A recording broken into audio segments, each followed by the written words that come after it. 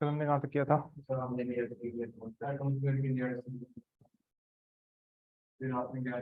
उनके बारे में लिख लिया था ना, एटमॉस्फेरिक लेयर्स के बारे में।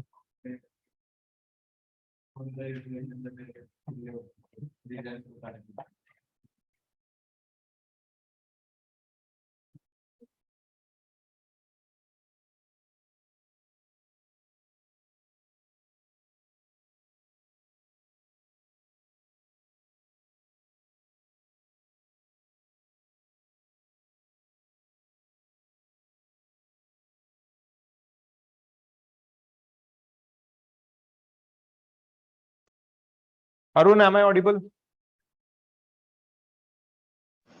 Yes sir, good evening sir. Good evening. थोड़ा सा वेट करते हैं, फिर स्टार्ट करते हैं। Okay sir.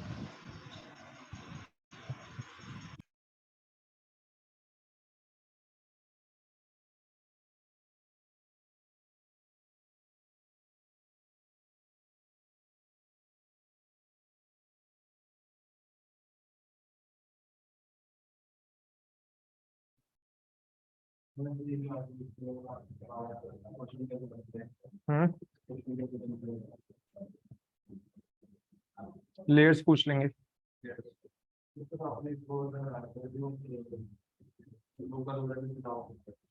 क्या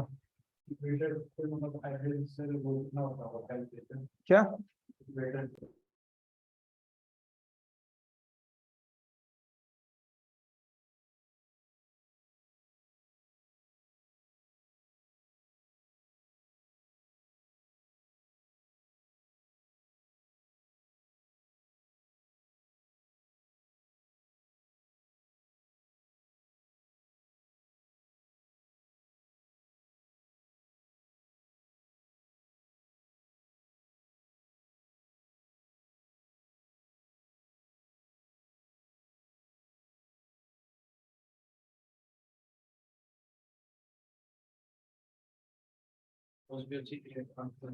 एक सेकंड रुक जा।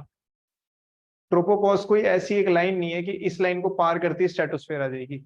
ट्रोपोस्फेयर एक ऐसा जोन है, ट्रोपोपॉज एक ऐसा जोन है जो इस तरीके के बॉक्स के रिगार्डिंग है। यहाँ पे ट्रोपोस्फेयर खत्म होगी, ट्रोपोपॉज स्टार्ट होगी, और फिर यहाँ पे क्या होगी? स्ट्रेटोस्फेयर। अब मैंने जो डिक्रीज इन टेम्परेचर बताया था वो किसमें बताया था? ट्रोपोस्फेयर, जो मैंने रेट बताया था। ट्रोपोपॉज तो एक अलग लेयर है जो सेपरेट कर रही है ट्रोपोस्फेयर और स्ट्रेटोस्फेयर पे। यहाँ पे टेम्परेचर गिरने का सिलसिला अलग होता है, यहाँ पे टेम्परेचर गिरने का रेट अलग होता है। ये चीज समझ आई? अलग अलग मतलब अलग अलग लेयर्स में।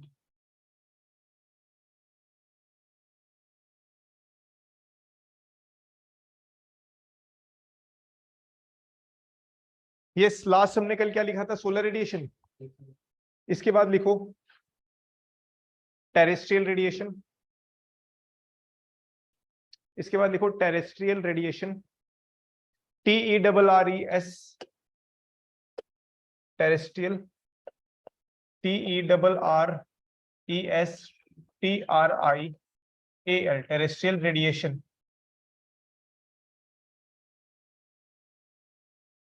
टेरेस्ट्रियल रेडिएशन इसमें लिखो, यार फैन को ना इधर करते निवेश। The earth after being heat,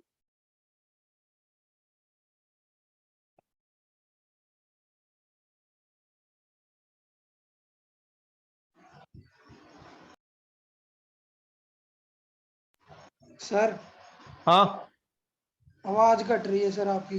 मैं बोला ही नहीं हूं मैं अभी तक, अभी आवाज कैसे कटेगी? सर आप बोल रहे थे, मैं एकदम रुक गई सर, इसीलिए कहा। अभी मैं बोल नहीं रहा था। सर आपने ये नहीं बोला था a the earth after being? The ही बोला था मैंने, उसके बाद कुछ बोला नहीं था। फिर मैंने लिख भी लिया। लिखो the earth after being heated, the earth after being heated itself become a radiating body, itself become a radiating body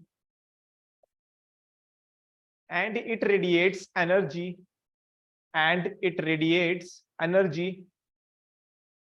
to the atmosphere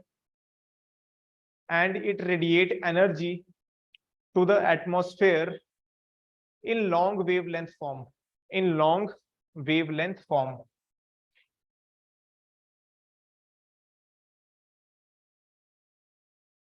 And this energy heats up the atmosphere from below called terrestrial radiation. अब देखो इसमें क्या होता है।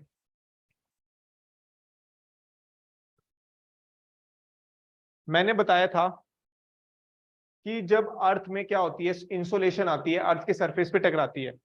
जब अर्थ को जितनी heat की रिक्वायरमेंट होती है उतनी हीट को क्या कर लेती है, अब्सॉर्ब कर लेती है, और बाकी की क्या करती है, रिफ्लेक्ट बैक करती है। और इसी रिफ्लेक्टेड बैक टेरेस्ट्रियल रेडिएशन की वजह से क्या होता है, जो कार्बन डाइऑक्साइड होती है इस रेडिएटेड बैक एनर्जी को अब्सॉर्ब कर लेती है और एटमॉस्फेयर को क्या करती है, गर्म करवाती है। तो मेनली जो अपना ग्लोबल वार्मिंग हो रहा है वो किसकी वजह से हो रहा है, इसी टेरेस्ट्रियल रेडिएशन की वजह से। चीज समझ में आई?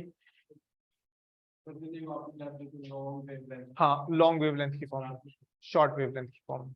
Yes, online class, is that clear?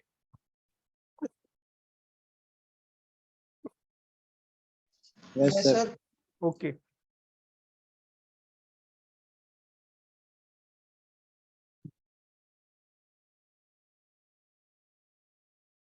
Next लिखो the factors controlling temperature distribution.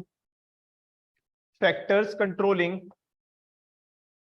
Sir इसी में है क्या, अलग पॉइंट है सर? अलग से एक टॉपिक अलग से है। Factors controlling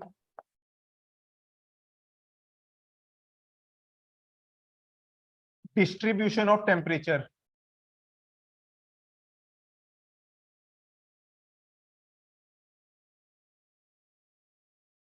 factors controlling distribution of temperature. पहला लिखो द लैटिट्यूड।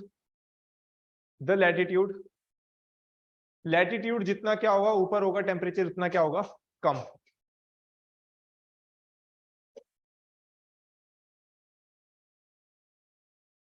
नेक्स्ट लिखो एल्टीट्यूड।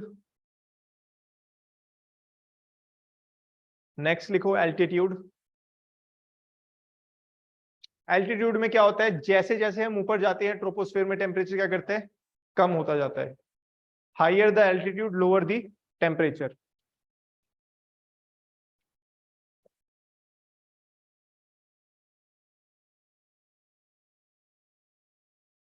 नेक्स्ट लिखो distance from sea. Distance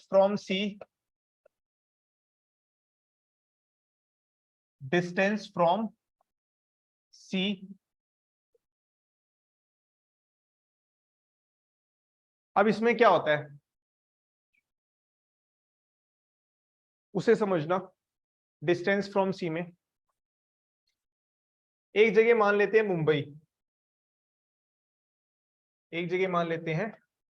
Mumbai, ठीक है। अब जो मुंबई है, मुंबई कोस्ट के पास लगती है, समुद्र है मुंबई के पास। एक लोकेशन ले लेते हैं दिल्ली।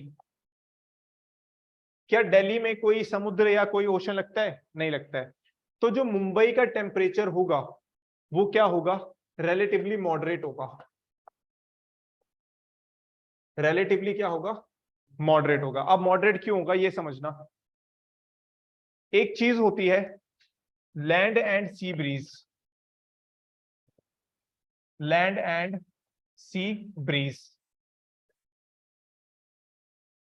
यहीं पे साइड में नोट बना के इसको मेंशन कर लेना। साइड में नोट बना के लैंड एंड सी ब्रीज को मेंशन कर देना। यहीं पे समझा दे रहा हूं। दिन के टाइम में जो चलती है वो चलती है सी ब्रीज, और रात के टाइम में जो ब्रीज चलती है उसे हम कहते हैं लैंड ब्रीज। जो रात के टाइम में ब्रीज चलती है उसको कहते हैं हम लैंड ब्रीज। क्यों? क्योंकि जो एयर होती है वो कहां से कहां ट्रेवल करती है, high pressure to low pressure. अब जो लैंड होती है वो क्या हो जाती है, जल्दी गर्म हो जाती है। और अगर लैंड जल्दी गर्म हो गया तो यहाँ पे कौन सा प्रेशर बनेगा, हाई या लो? लो प्रेशर बनेगा। कौन सा प्रेशर बनेगा, लो प्रेशर। अब अगर लैंड पे लो प्रेशर बन रहा है तो एयर कहां से कहां चलेगी, सी से लैंड चलेगी या लैंड से सी चलेगी? लैंड कर लो प्रेशर बना था।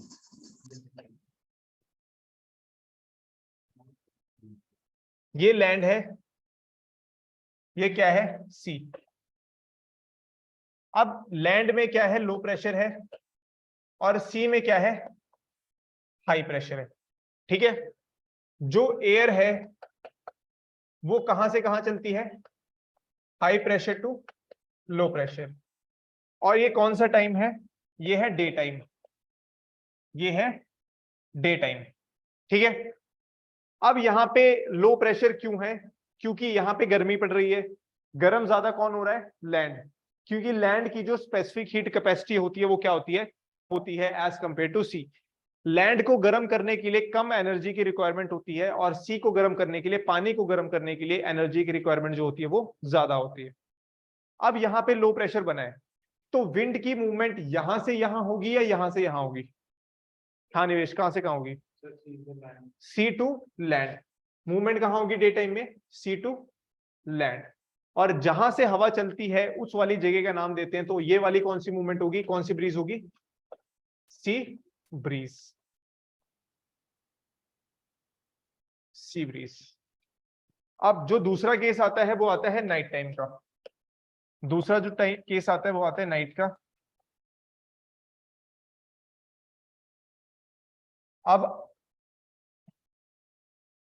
अब लैंड जो है वो जितनी जल्दी अपनी हीट को अब्सॉर्ब करती है उतनी जल्दी ही लूज भी कर देती है, ठंडा भी हो जाएगी। लेकिन जो सी होती है वो लैंड जो हीट होती है उसने अब्सॉर्ब करी होती है डे टाइम में, उसको धीरे धीरे करके लूज करती है। तो अभी ज्यादा ठंडा कौन होगा, लैंड या सी? रात के टाइम में ज्यादा ठंडा लैंड होगा या सी होगी, लैंड। तो हाई प्रेशर कहां पे बनेगा, लैंड पे हाई प्रेशर बनेगा, और सी पे क्या बनेगा, लो प्रेशर। अब जो विंड होती है कहां से कहां चलती है, high pressure to low pressure. तो रात में कौन सी ब्रीज चलेगी, लैंड ब्रीज।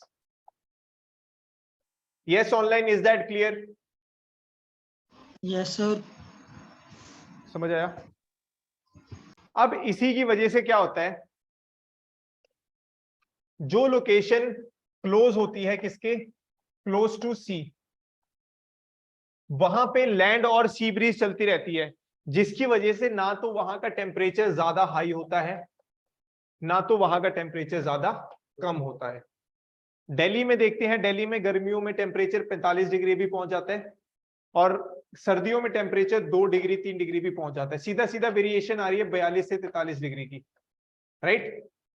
लेकिन जो मुंबई है, मुंबई में मैक्स टू मैक्स टेम्परेचर जाता है 35, और कम से कम टेम्परेचर इसका 23-24 बना रहता है, 22 से 23 डिग्री तक बना रहता है। तो यहां पे ज्यादा वेरिएशन है या यहां पे ज्यादा वेरिएशन है, दिल्ली में ज्यादा वेरिएशन है। चीज समझ में आई? डिस्ट्रीब्यूशन ऑफ लोकेशन क्या होती है, अगर जो कोस्ट के पास होगा, सी के पास होगा, उसका टेम्परेचर वेरिएशन कम होगा, और जो दूर होगा कोस्ट से और सी के, उसमें टेम्परेचर क्या होगा, वेरिएशन ज्यादा होगा। Yes online, is that clear? Yes sir. Yes sir. ठीक है, नेक्स्ट लिखो।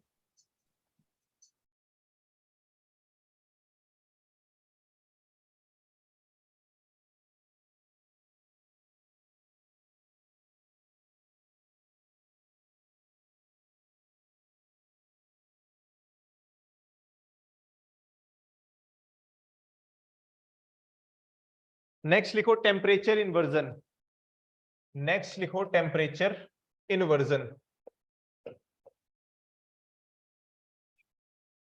टेम्परेचर इन्वर्जन,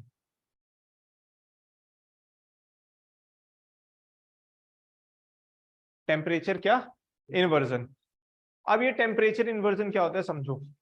हमने नॉर्मल एडियाबैटिक लैप्स रेट में क्या समझा था कि जो टेम्परेचर होता है वो हाइट के साथ क्या होता है, डिक्रीज। लेकिन इस वाले केस में क्या होगा, जो टेम्परेचर होगा वो डायरेक्टली प्रोपोर्शनल होगा किसके, हाइट के। डायरेक्टली प्रोपोर्शनल होगा हाइट के, मतलब टेम्परेचर भी इंक्रीज करेगा किसके साथ, हाइट के साथ। टेम्परेचर भी इंक्रीज करेगा हाइट के साथ। इसमें कुछ केसेस होते हैं, पहले उसमें लिखो। पहला केस लिखो पोलर एरियाज, पहला केस लिखो पोलर एरियाज।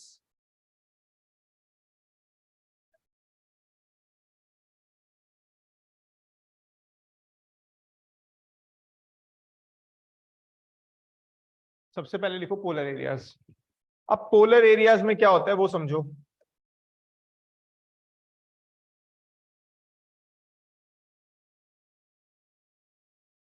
पोलर एरियाज में बर्फ की परत जमी होती है ना।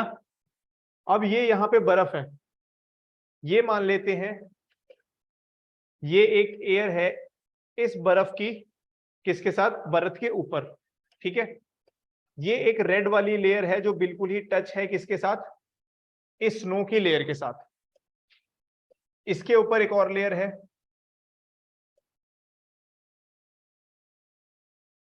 और इसके ऊपर एक और लेयर है।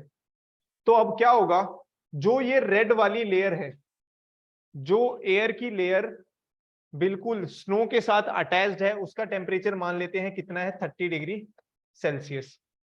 इससे जो ऊपर वाली लेयर होगी, ये जो येलो वाली है, इसका टेम्परेचर होगा -29.9 डिग्री सेल्सियस। ये जो ग्रीन वाली होगी इसका होगा -29.8 डिग्री सेल्सियस, और ये जो ब्लैक वाली होगी इसका होगा -29.7 डिग्री सेल्सियस। तो हम जैसे जैसे एल्टीट्यूड में ऊपर जा रहे हैं, यहाँ टेम्परेचर गिर रहा है या बढ़ रहा है, कम हो रहा है या बढ़ रहा है, कम हो रहा है, ज्यादा हो रहा है, ये माइनस में है। जो लेयर, जो एयर की जो परत होगी, जो एयर किसके साथ टच में होगी, ग्राउंड के साथ टच में, वो सबसे ज्यादा ठंडी होगी। क्यों, क्योंकि वो डायरेक्टली कांटेक्ट में है किसके, स्नो के कांटेक्ट में है। और उससे जो ऊपर ऊपर वाली लेयर्स होगी उनका टेम्परेचर क्या होगा, ज्यादा होगा as compare to lower air. Is that clear? Yes online, इसमें कोई डाउट? No sir. ओके, तो पोलर एरियाज में लिख लो, the air that is in contact with snow, the air that is in contact with snow will be much colder than the air above, will be much colder than the air above.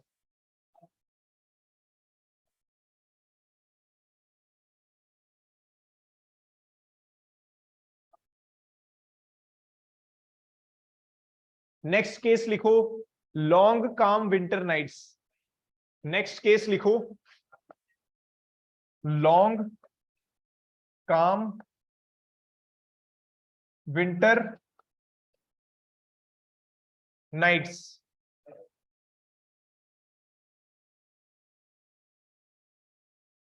Next case लिखो, long काम winter nights.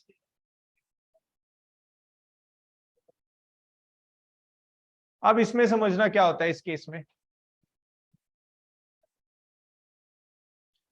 ये एक land है, किसका time है, winter का time है, सर्दियों का टाइम है। अब मैंने बताया था कि जो एयर होती है, जो लैंड होती है, उसकी स्पेसिफिक हीट कैपेसिटी क्या होती है, लैंड की स्पेसिफिक हीट कैपेसिटी क्या होती है, कम होती है। मतलब जल्दी गर्म हो जाती है, जल्दी ठंडी हो जाती है। अब जितना भी इसने गर्मी के दिन के टाइम में जितनी भी क्या की होगी, हीट अब्सॉर्ब करी होगी, रात के टाइम में क्या कर देगी, ये लूज कर देगी, लूज कर देगी। अब लूज करने की वजह से ये जो लैंड होगी ये क्या होगी, ठंडी होगी। और जो लेयर, जो एटमॉस्फेयर, जो एयर की लेयर होगी इसके कांटेक्ट में, वो क्या होगी, ठंडी होगी। इसके ऊपर वाली लेयर इससे थोड़ी सी गर्म होगी, ऊपर वाली थोड़ी सी गर्म होगी, और इसके ऊपर वाली और ज्यादा गर्म होगी। मान लेते हैं कि ये वाली जो एयर थी इसका टेम्परेचर था 2 डिग्री सेल्सियस, तो इसका टेम्परेचर होगा 2.1 डिग्री सेल्सियस, इसका होगा 2.2 डिग्री सेल्सियस, इसका होगा 2.3 degree Celsius. Same polar area की तरह, लेकिन यहाँ पे बर्फ नहीं है। यहाँ पे क्या है, जो लैंड थी सर्दियों के टाइम पे जितनी भी हीट इसने अब्सॉर्ब करी थी वो सारी की सारी क्या कर दी, एयर में रिलीज कर दी। और जो एयर इस लैंड के कांटेक्ट में थी, बिल्कुल क्लोज थी, वो ज्यादा ठंडी होगी as compare to above air. किसका? हीट रिलीज कर चुका है ये, हीट रिलीज करेगा, गर्मी रिलीज करेगा। वो गर्मी जो गर्म एयर होगी वो ऊपर को उठ जाएगी, ऊपर को उठ जाएगी। और जो अब ये क्या हो चुकी है, ठंडी गर्म एयर तो ऊपर ऑलरेडी पहुंच चुकी है, लेकिन यहां से जो अब अपने ठंडी ठंडी एयर को रिलीज करेगा और उसके साथ में जो एयर कांटेक्ट में आएगी वो ठंडी हो जाएगी। इसीलिए जो यहाँ वाली लेयर है वो क्या है, ठंडी है as compare to this one. ये चीज समझ में आई? इसमें लिखो, when air packet gets enough time, when air packets get enough time, when air packet get enough time to absorb, when air packet get enough time to absorb the coldness of the land, the coldness of the land, then this phenomena occurs, then this phenomena occurs।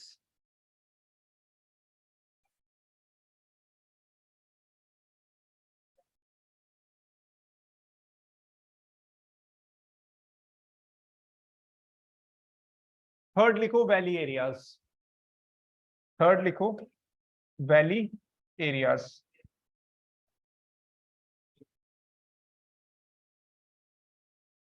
Valley areas, अब इसमें देखो क्या होता है, ये mountain winds हैं, mountain valleys हैं। जो ये वाली जगह होती है इसको हम वैली बोलते हैं। अब यहाँ पे सन है, सन की हीट पड़ रही है, लैंड क्या हो रही है, गर्म हो रही है। ये लैंड क्या हो गई, गर्म हो गई। अब जो ये वाला पार्ट है, ये वाला, यहाँ पे जो एयर होगी वो ठंडी होगी या गर्म होगी देवांग? ठंडी होगी, क्योंकि क्या है, ये एल्टीट्यूड पे है। अब जो कोल्ड एयर होती है, जो कोल्ड एयर होती है उसकी डेंसिटी क्या होती है, ज्यादा, और वार्म की क्या होती है, कम। वार्म की डेंसिटी क्या होती है, कम। अब जब ये कोल्ड विंड क्या करेगी, नीचे को क्या करेगी, आएगी, नीचे को सबडाइज करेगी। किस वजह से, क्योंकि इसकी डेंसिटी क्या है, ज्यादा।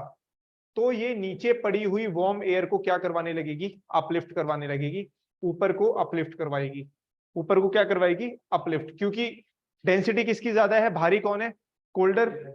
और जो वार्मर होती है इसकी डेंसिटी कम होती है, लाइटर होती है, तो इजिली क्या हो जाएगी, ऊपर को उठ जाएगी।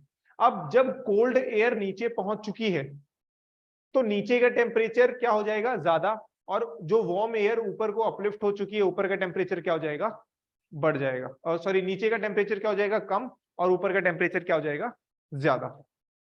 और इसी को हम बोलते हैं इन्वर्जन ऑफ टेम्परेचर।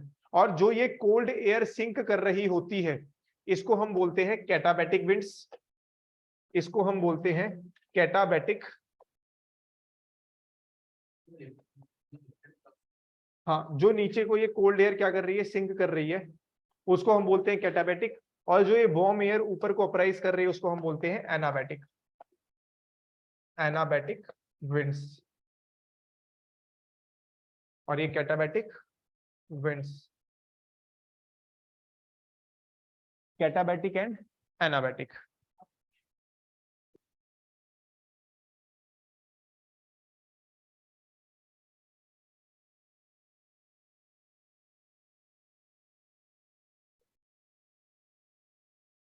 ये चीज क्लियर?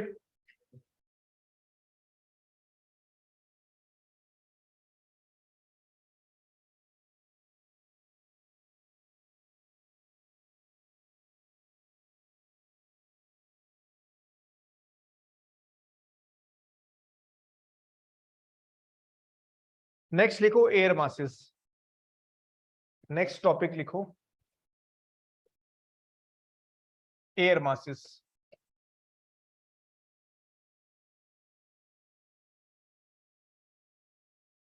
एयर मासेस, इसमें लिखो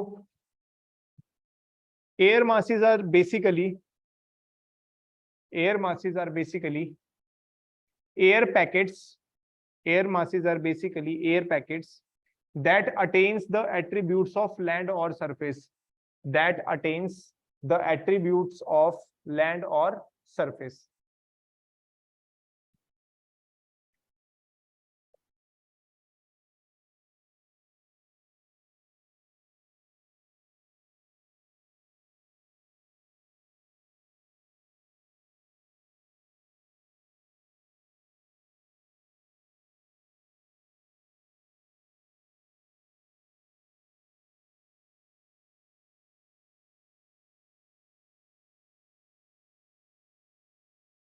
इनकी फॉर्मेशन के लिए कंडीशंस कैसी चाहिए? कंडीशन टू फॉर्म, सबसे पहले काम condition,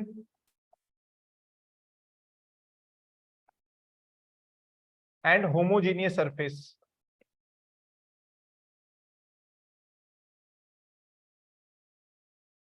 homogeneous surface, homogeneous surface. Air masses के टाइप्स, एयर मासेस के types maritime and second one is continental. और ये दोनों दो दो तरीके के होते हैं,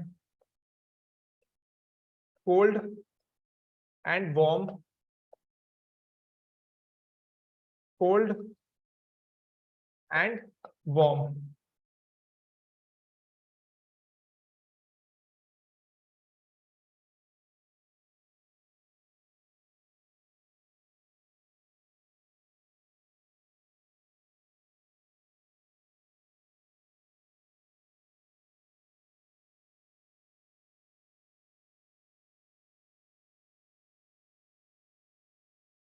लिख लिया ऑनलाइन? Yes sir. नेक्स्ट लिखो फ्रंट्स, नेक्स्ट लिखो फ्रंट्स, नेक्स्ट लिखो fronts.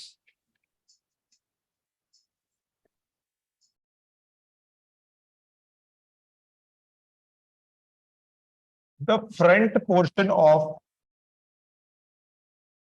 the front portion of air mass is called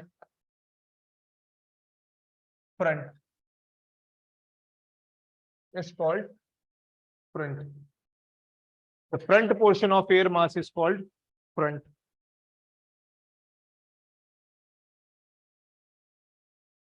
एक सेकेंड रुकना।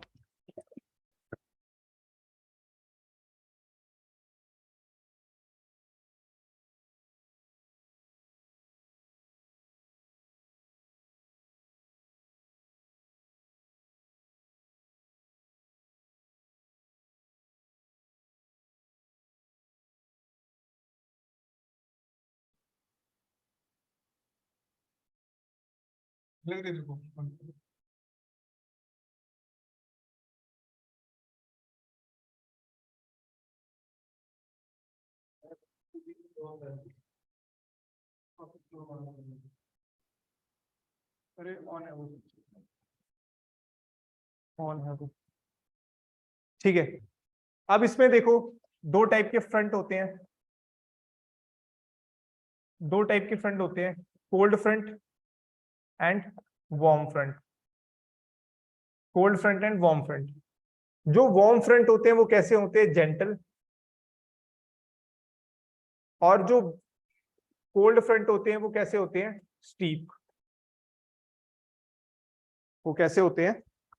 स्टीप।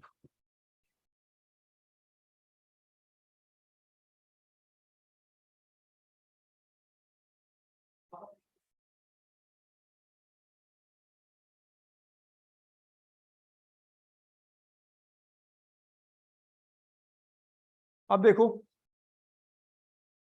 जो वार्म फ्रंट्स होते हैं कैसे होते हैं? जेंटल। साथ ही साथ ये कैसे होते हैं? Slow moving, slow moving. और इनकी डेंसिटी कैसी होती है? हाँ भाई देवांग, कैसी होगी वार्म फ्रंट्स की डेंसिटी? कम। डेंसिटी क्या होगी? लेस। वहीं जो कोल्ड फ्रंट्स होते हैं, कोल्ड फ्रंट्स कैसे होते हैं? Fast moving, fast moving.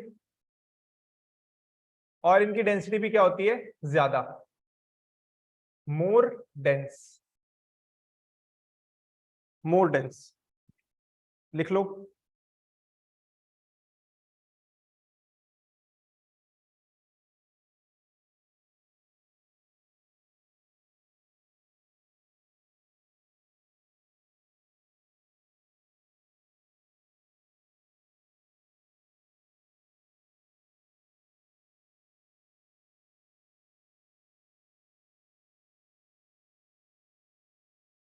अब लिखो नेक्स्ट, फ्रंटोजेनेसिस।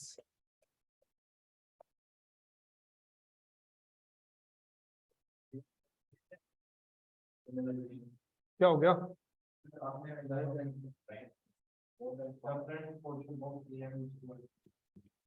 हाँ, front portion of air mass is called fronts. Air mass के फ्रंट पोर्शन को बोलते हैं फ्रंट्स। अब हमें पता कैसे लगेगा कि एयर मास का फ्रंट पोर्शन कौन सा है? मेरे अकॉर्डिंग ये हो सकता है, तुम्हारे अकॉर्डिंग ये हो सकता है। अब मैं बोलता हूं अगर एयर मास किस तरफ को मूव कर रहा है, इस तरफ को, तो इसका फ्रंट पोर्शन कौन सा होगा? ये वाला।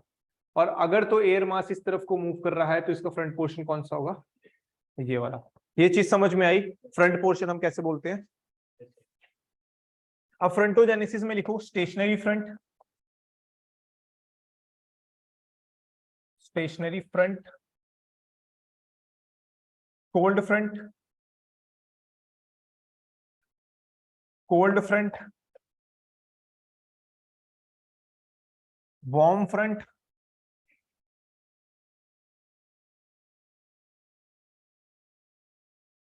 And occluded front.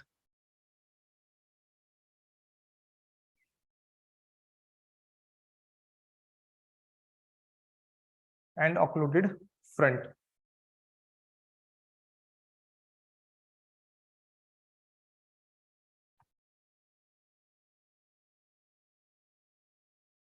अब देखो क्या होता है, ये कौन सा फ्रंट है? ये कोल्ड फ्रंट है, क्योंकि इसकी स्लोप कैसी है? स्टीप है।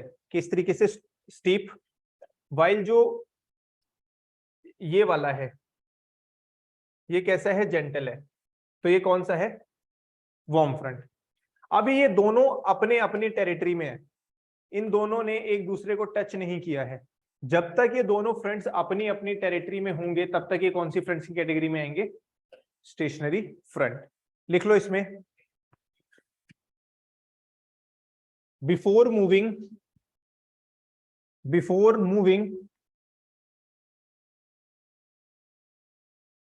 into each other's territory, before moving into each other's territory, the front formed is known as stationary front.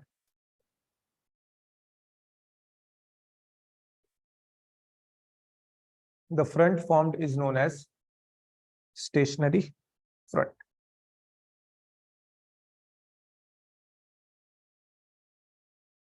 Online ये चीज समझ में आई? सर एक्सप्लेन कर दो एक बार। देख क्या होता है,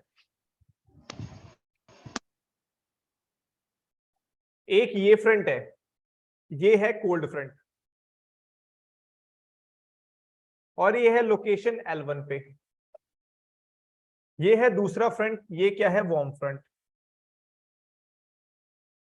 और ये है लोकेशन L2 पे। अब ये दोनों फ्रंट्स अपनी अपनी टेरिटरी के अंदर हैं, इन दोनों फ्रंट्स ने एक दूसरे को टच नहीं किया है, और जब तक ये एक दूसरे के कांटेक्ट में नहीं आएंगे तब तक ये कौन से फ्रंट्स कहलाएंगे? Stationery front. यस अरुण, अब क्लियर हुआ ये? Yes sir. ओके, नेक्स्ट लिखो कोल्ड फ्रंट।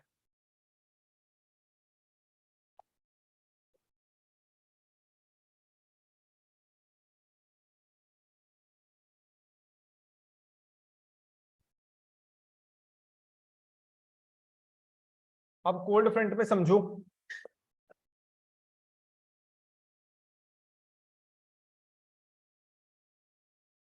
दोनों में से तेज कौन होता है निवेश, कोल्ड फ्रंट या वार्म फ्रंट? क्या लिखवाया मैंने? कोल्ड। देख लो, डेंसिटी कम होती है किसकी, वार्म फ्रंट की, लेकिन जो फास्ट मूविंग होता है वो कौन होता है, कोल्ड।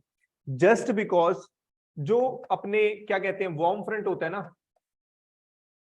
वार्म फ्रंट के पास गैसेस होती है, नाइट्रोजन जैसी, ऑक्सीजन जैसी, तो जिसकी वजह से इसकी स्पीड क्या हो जाती है, स्लो हो जाती है। डेंसिटी तो भले ही कम रहती है, इसकी स्पीड कम हो जाती है। लेकिन जो कोल्ड फ्रंट होता है, कोल्ड फ्रंट के पास गैसेस कम होती है, लेकिन क्या होते हैं, वाटर वेपर्स ज्यादा होते हैं, और वाटर होने की वजह से इसकी डेंसिटी बढ़ जाती है, इसकी डेंसिटी बढ़ जाती है, साथ ही साथ स्पीड भी बढ़ जाती है।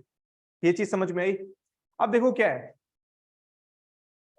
ये क्या है, एक वार्म फ्रंट है, ठीक है, ये क्या है, एक वार्म फ्रंट है। यहां पे भी क्या है, एक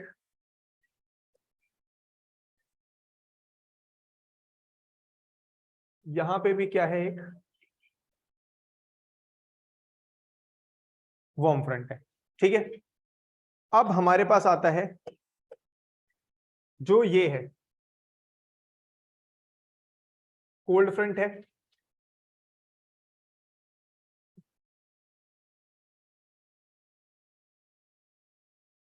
ये भी कोल्ड फ्रंट है, ये भी क्या है, कोल्ड फ्रंट है। अब दोनों में से तेज कौन चलता है, कोल्ड फ्रंट। कोल्ड फ्रंट ज्यादा तेज मूव करता है, तो ये धीरे धीरे मूव करेगा, कोल्ड फ्रंट क्या करेगा, तेज तेज मूव करेगा। और कोल्ड फ्रंट अल्टीमेटली इस वार्म फ्रंट की क्या करेगा, टेल को ग्रैब कर लेगा। क्या करेगा, टेल को ग्रैब कर लेगा। और जब कोल्ड फ्रंट क्या करेगा, वार्म फ्रंट की टेल को ग्रैब कर लेगा, तो जो फ्रंट बनेगा उसे हम क्या कहते हैं, cold front. Yes, online class ये चीज समझ में आई? Yes sir. लिखो, when the cold front grabs the tail of warm front, when the cold front grabs the tail of warm front,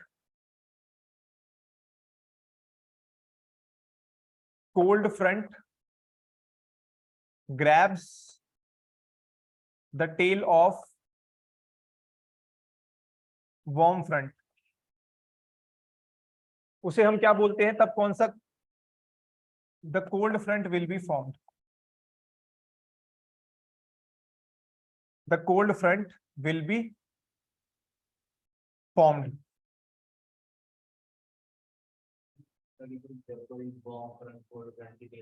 हाँ, तब वार्म फ्रंट बनेंगे, अभी होगा। अब देख, अगले केस में क्या होगा, ये इसको धक्का दे रहा है, ऊपर को उठा रहा है, अपलिफ्ट करवा रहा है, ये इसकी टेल पकड़ेगा, इसको धक्का देगा, ये इसको धक्का देगा, और ये किसको धक्का देगा, इसको। तो इस वाले केस में क्या हुआ है, इसने इसकी टेल पकड़ ली है, तो अब कौन सा फ्रंट बनेगा, वार्म फ्रंट। अभी समझ लो इसको, पहले इसको समझ लो कोल्ड फ्रंट को। अब देखो क्या होगा, कोल्ड फ्रंट ने टेल ग्रैब कर लिया है किसकी, वार्म फ्रंट की। अब इसमें क्लाउड्स बनेंगे, उन क्लाउड्स का नाम होगा, जो इस वाले केस में क्लाउड्स बनेंगे उनका नाम होगा क्यूम्यूलोनिम्बस, क्यूम्यूलोनिम्बस। और ये जो रेनफॉल करवाते हैं, रेनफॉल कैसी होगी, शॉर्ट ड्यूरेशन, शॉर्ट ड्यूरेशन, साथ ही साथ एरिया कितना होगा, less area will be covered, less area covered. और रेनफॉल कैसी होगी, थंडर एंड लाइटनिंग के साथ, थंडर एंड लाइटनिंग।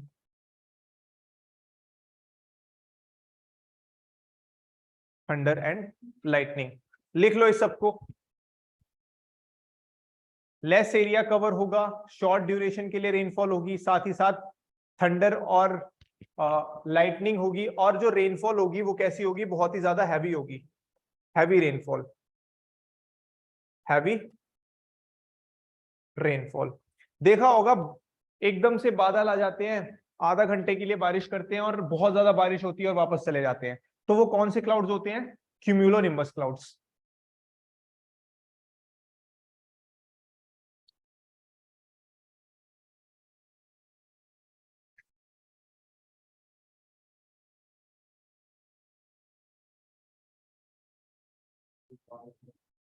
वो तो क्लाउड बर्स्ट होता है, वो अलग चीज होती है।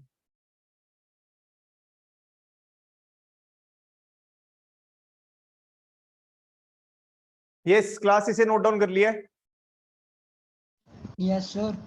ओके, अब देखो नेक्स्ट केस में क्या होगा। इस कोल्ड फ्रंट ने इस वार्म फ्रंट को पुश किया, ऊपर को अपलिफ्ट करवा रहा है, इसके ऊपर एक और वार्म फ्रंट प्रेजेंट है, तो ये वाला इसे अपलिफ्ट करवाएगा, ये वाला इस वाले को, और ये वाला अल्टीमेटली जाके क्या करेगा, कोल्ड फ्रंट की टेल को ग्रैब कर लेगा। सेकंड केस में क्या होगा, वार्म फ्रंट जब बनेंगे, जब वार्म फ्रंट बनेंगे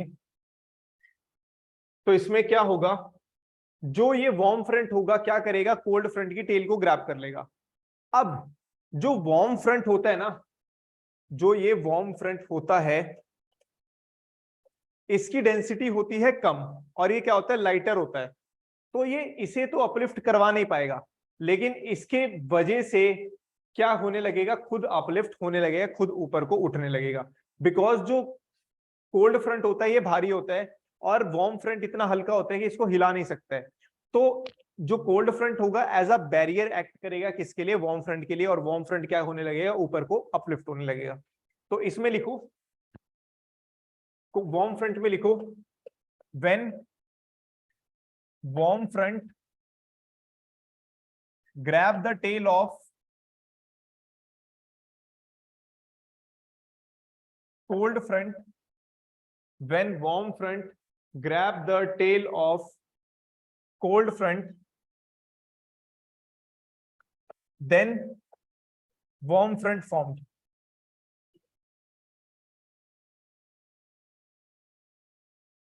अब इसमें जो क्लाउड्स होंगे, इसमें जो क्लाउड्स होंगे वो कौन से बनेंगे, निम्बो स्टेटस, निम्बो निम्बो स्टेटस, कौन से बनेंगे, निम्बो स्टेटस। इसमें जो रेनफॉल होगी, रेनफॉल होगी कैसी होगी, स्लो होगी, लॉन्ग ड्यूरेशन के लिए होगी, लॉन्ग ड्यूरेशन के लिए होगी, और साथ ही साथ कैसी होगी, larger area will be covered, larger area, larger area लिखो।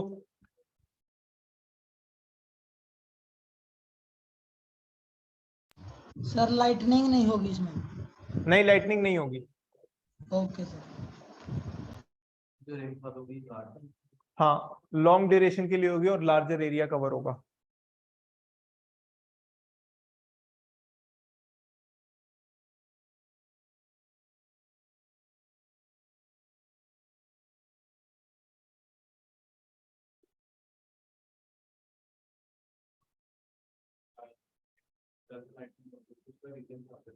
वो क्लाउड्स ही, क्लाउड्स उस तरीके के बनते हैं, अलग अलग टाइप्स के क्लाउड होते हैं, कुछ क्लाउड्स क्या करवाते हैं, थंडर करवाते हैं, कुछ क्लाउड्स नहीं करवाते हैं। तो इस वाले में जो क्लाउड्स बनते हैं वो थंडर को नहीं करवाते हैं, just because of formation of clouds. अब लास्ट लिखो ऑक्लूडेड फ्रंट, लास्ट लिखो occluded,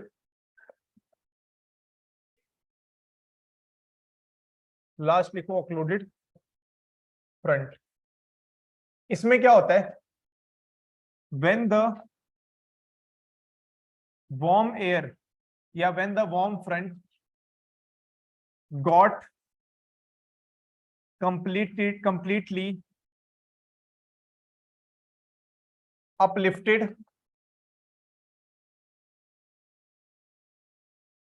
due to physical barrier of cold front, due to physical barrier of cold front, the front forms are called, the fronts formed are called occluded front, occluded front.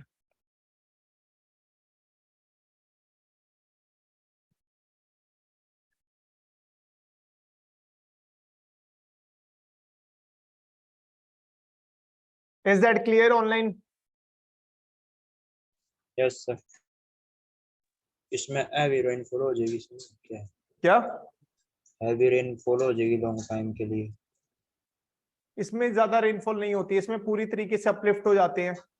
और uplift जो rainfall करनी होती है वो क्या करते हैं, पहले 2 में ही वो रेनफॉल हो जाती है, उसके बाद जो क्लाउड होते हैं उसके पास मॉइस्चर बचता नहीं है ज्यादा रेनफॉल करने के लिए। समझ में आया? ठीक सर। ये लिख लिया है? Yes sir. नेक्स्ट लिखो। यस सर लिख लिया। नेक्स्ट लिखो types of rainfall. Next topic लिखो types of rainfall. Types of rainfall, जो पहली टाइप आती है वो होती है convectional, conventional sorry, conventional rainfall, नहीं कन्वेक्शनल ही होती है, convectional, convectional rainfall. Second one होती है frontal rainfall, frontal rainfall, and third one is orographic, third one is orographic rainfall. Frontal rainfall अभी हम करके हटे हैं, जो फ्रंट्स में पड़ी है, तो हम अब 2 रेनफॉल समझेंगे, एक कन्वेक्शनल और दूसरी ओरोग्राफिक। देखो एक चीज होती है कन्वेक्शन और एक चीज होती है एडवेक्शन, एक चीज होती है advection. Convection is the vertical movement of air, convectional is the vertical movement of air, while advection is the horizontal movement of air, horizontal movement of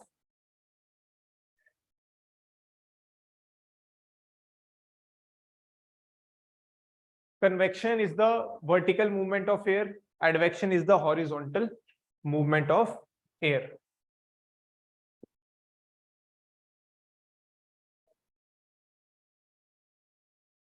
अब देखो कन्वेक्शनल रेनफॉल में क्या होता है, कन्वेक्शनल रेनफॉल में क्या होता है, ये लैंड सरफेस है, धूप पड़ रही है, ये लैंड क्या हो रही है, गर्म हो रही है, गर्म होगी, गर्म होने की वजह से यहां से वार्म एयर क्या करेगी, ऊपर को राइज करेगी। जैसे जैसे ये ऊपर को जाएगी, ऊपर जाते जाते धीरे धीरे ठंडी होगी, ठंडी होगी मतलब ये मॉइस्चर गेन करेगी, जो एयर पैकेट्स होंगे अपने अंदर मॉइस्चर गेन करेंगे, और एक टाइम ऐसा आ जाएगा कि जब ये पूरी तरीके से मॉइस्चर गेन कर लेंगे और उससे ज्यादा ऊपर को नहीं जा पाएंगे, और उस टाइम आके इनका सैचुरेशन पॉइंट आ जाता है और ये क्या करते हैं, अपना मॉइस्चर शेड कर देते हैं, और इस टाइप की रेनफॉल को हम क्या बोलते हैं, कन्वेक्शनल रेनफॉल। लिखो इसमें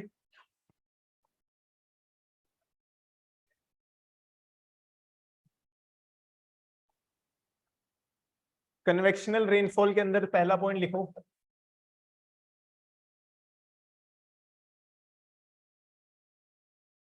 temperature is responsible, temperature is responsible for this rainfall. समझा मैं ऑलरेडी चुका हूं, तो अपने वर्ड्स में लिख लेना इसे। इसमें जो क्लाउड्स बनेंगे, इसमें जो क्लाउड्स बनेंगे वो कौन से बनेंगे, क्यूम्यूलोनिम्बस, क्यूम्यूलोनिम्बस।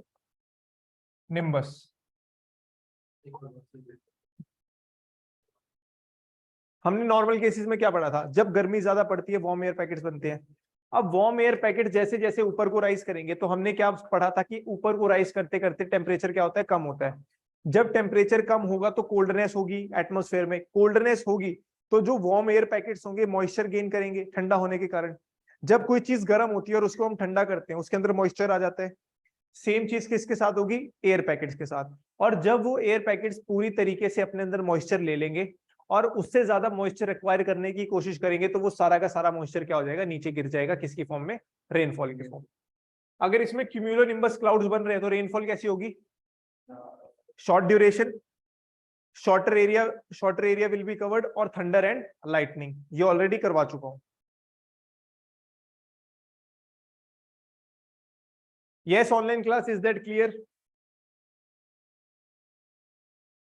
Yes, sir. Yes, Next sir. लिखो orographic rainfall. Next लिखो orographic.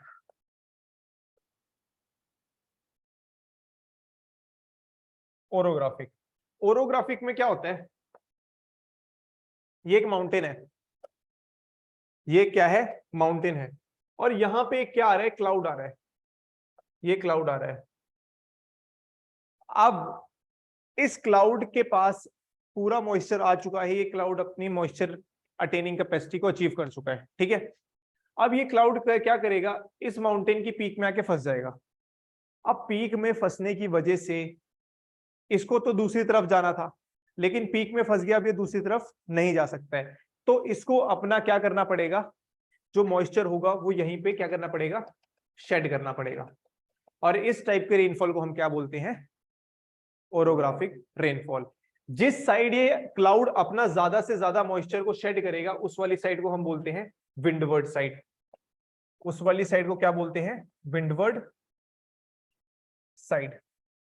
और इस विंडवर्ड साइड पे हमें बेसिकली रेन फॉरेस्ट देखने को मिलते हैं, रेन फॉरेस्ट देखने को मिलते हैं इस वाली साइड पे। वाइल जो दूसरी साइड होती है इसको हम बोलते हैं लीवर्ड साइड, इसको हम क्या बोलते हैं, लीवर्ड साइड। और इस वाली जगह पे हमें देखने को मिलते हैं क्या, इस वाली जगह पे हमें ग्रासलैंड्स देखने को मिलते हैं, ग्रासलैंड्स। अब हमने एक चीज पढ़ी थी कि जो फिजिकल बैरियर की तरीके से जो वार्म एयर होती है वो राइज करने लगती है, और फिजिकल बैरियर उस टाइम कौन होता है, कोल्ड फ्रंट। अब यहां पे भी अगर फिजिकल बैरियर की वजह से जो एयर है वो राइज कर रही है तो यहां पे कौन सी तरीके के क्लाउड बनेंगे, निम्बोस्ट्रेटस। कौन से क्लाउड्स होंगे, निम्बोस्ट्रेटस, निम्बोस्ट्रेटस। तो रेनफॉल कैसी होगी, लॉन्ग, एरिया कैसा होगा, लार्ज, रेनफॉल कैसी होगी, लॉन्ग ड्यूरेशन, एरिया कैसा होगा, लार्ज, और रेनफॉल कैसी होगी, स्लो, लॉन्ग एंड स्लो, साथ ही साथ large area will be covered. Yes online, is that clear? Yes, sir. Yes Yes, sir.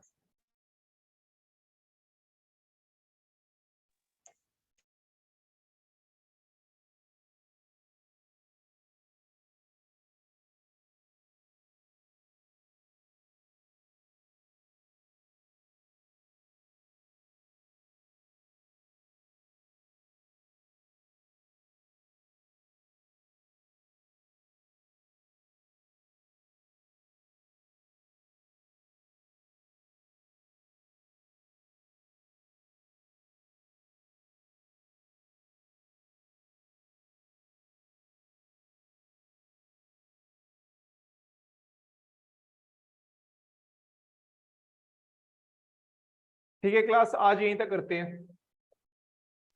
Okay, sir. आज के लेक्चर में कोई doubt? No, sir. Okay, thank you then. Thank you, sir. Okay, Thank you. और सुनो, हाँ जी।